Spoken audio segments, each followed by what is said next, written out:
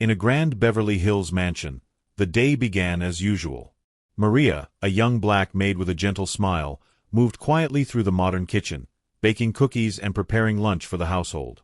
She wasn't just another employee, she was the heart of the home.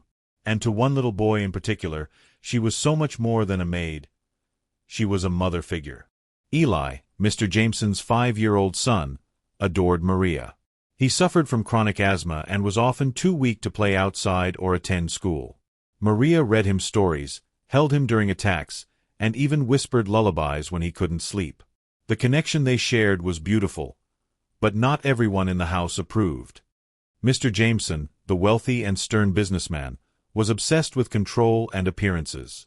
His Ferrari, a bright red 812 Superfast, was his pride.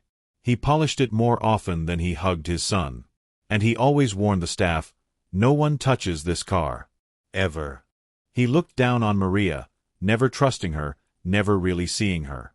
That day, while Mr. Jameson left for an urgent meeting, tragedy struck.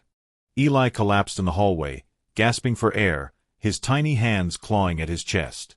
His inhaler had fallen and wasn't working. The other staff screamed, frozen in panic. But Maria. She ran to him like a mother would. She held him, begged him to breathe. But she knew there was no time to wait. Maria searched frantically for keys. All cars were gone. Then she remembered. The Ferrari. It was forbidden. It was dangerous. But Eli was turning blue in her arms. Her hands trembled as she grabbed the keys from Jameson's office.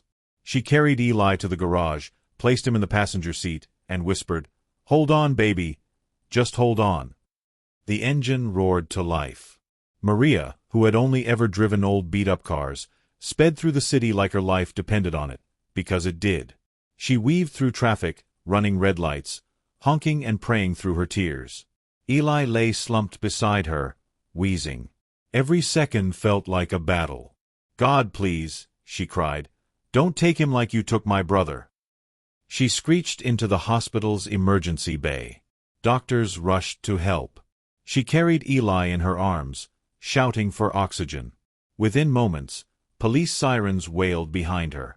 Mr. Jameson had reported the car stolen. Maria was handcuffed right there, in front of everyone, even before she could ask, "Is he going to be okay?" Jameson arrived, furious, shouting, "You stole my car. You're finished." Maria sat silently, cuffed and tired. A nurse stepped forward and said bluntly, "Your son wouldn't have made it if she'd waited for an ambulance. She saved his life." The room fell silent.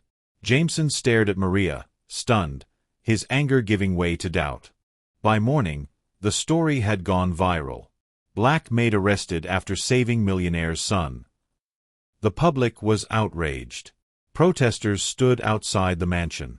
Social media exploded in support for Maria. People demanded justice. They called her a hero, while Mr. Jameson faced backlash for his arrogance and judgment. Alone in his study, Jameson reviewed hospital footage. He saw Maria driving, crying, shouting Eli's name, praying out loud. Then he opened her employee file. She had once lost her own brother to an asthma attack, couldn't get help in time. That's why she reacted. That's why she risked everything. His hands shook as he closed the file. For the first time, he truly saw her. Days later, in front of a swarm of reporters, Mr. Jameson stood beside Maria. "I wrongfully judged a woman who saved my child's life," he admitted. "Maria is not a thief. She is a hero." Cameras flashed as he announced a new foundation in Eli's name, and offered Maria a leadership role. But she wasn't interested in fame or compensation. Eli had recovered, thanks to Maria. When she visited, he ran into her arms, whispering, "I missed you."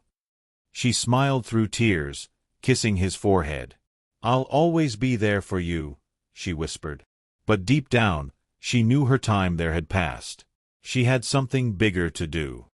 Months later, Maria opened the Elijah Hope Center, a safe space for single mothers and emergency response training in underprivileged areas. The center was named after Eli, the boy who reminded her of her brother, the boy she saved. She didn't want wealth. She wanted change. And she created it, one life at a time.